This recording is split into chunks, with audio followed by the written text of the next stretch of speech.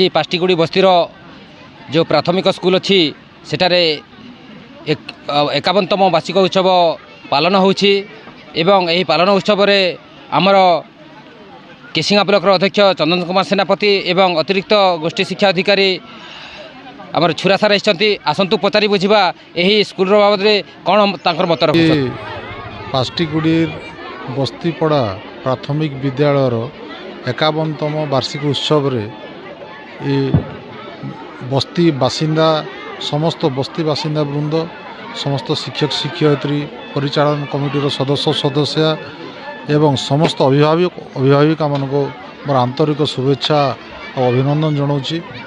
आ 51 वर्ष किसी कम समय नुहे आग को मध्य स्कूल अनेक उन्नति करिवो। एठीर अभिभाविका माने बस्ती बासिंदा माने जो प्रकार तांकर स्कूल प्रति जो प्रकार उत्साह उद्दीपना अच्छी निश्चित भाव रे स्कूल रो उन्नति हेबो विद्यालय उन्नति हेबो एवं ए मानकर समस्तंकर तांकर इच्छा शक्ति दृढ़ इच्छा शक्ति देखी मु मध्य कामना करुची।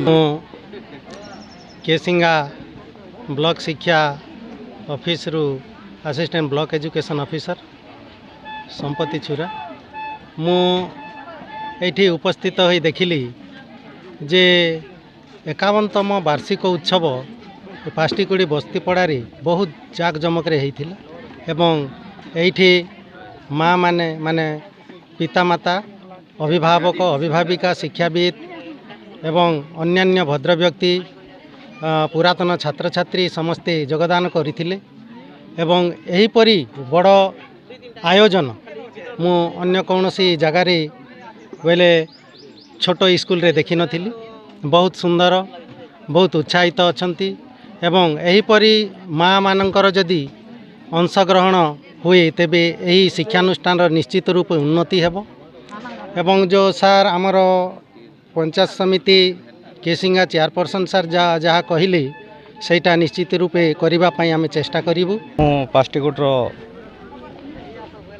सार मु पाष्टीगुड़र पंचायत ग्राम पंचायत जड़े समाजसेवी वर्तमान एबे मु पाष्टीगुड़ी बस्ती प्राथमिक विद्यालय शिक्षा कमिटी तांकर जोगाजोग रे मु आसी यही 51तम वार्षिक महोत्सव रे जोग देली।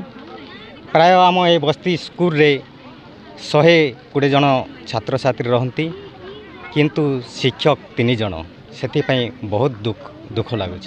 वर्तमान स्कूल आगू बढ़ापी कौन आप सर देखु वर्तमान आमको पंचायत समिति केसिंगा ठारू चेयरमैन सार आसते एवं ब्लॉक अतिरिक्त शिक्षा अधिकारी से मध्य आसते तांको अनुरोध करिछु जे से आम ए स्कूल पाई से जहाँ प्रति पंचायत रे गोटे गोदावरी आदर्श विद्यालय निश्चित रूपे शुणुले। वर्तमान आज पाष्टीगुड़ी जो प्राथमिक स्कूल अच्छी से जगार वार्षिक उत्सव अनुष्ठित हो जाइए। वार्षिक उत्सव रे प्रथमे माँ धरणी मंदिर को जाइकी मशाल यात्रा करथिले एवं परे आसिकी सभा कार्य आरंभ होइथिला। एही सभा कार्य रे मुख्य अतिथि को जेतेबेले ताकर मत प्रकाश रखिथिले आगामी दिन में यही पाष्टीगुड़ी बस्ती स्कूल को किपरि अपग्रेड हेबो एवं एबे राज्य सरकार कर जो नुआ शिक्षा नीति आइछंती जोटा कि हमर स्मार्ट स्कूल हेबो बोली के कथा दैछंती से स्कूल रे किपरि पाष्टीगुड़ी बस्ती स्कूल स्थान पाइबा बोली एवं निश्चय आमर ये जगार समस्तकर सहयोग रहिबा बोली से मत प्रकाश करछंती। कलाहांडी पाष्टीगुड़ी केशव मेहर रिपोर्ट ओडिशा हाइलाइट समाचार।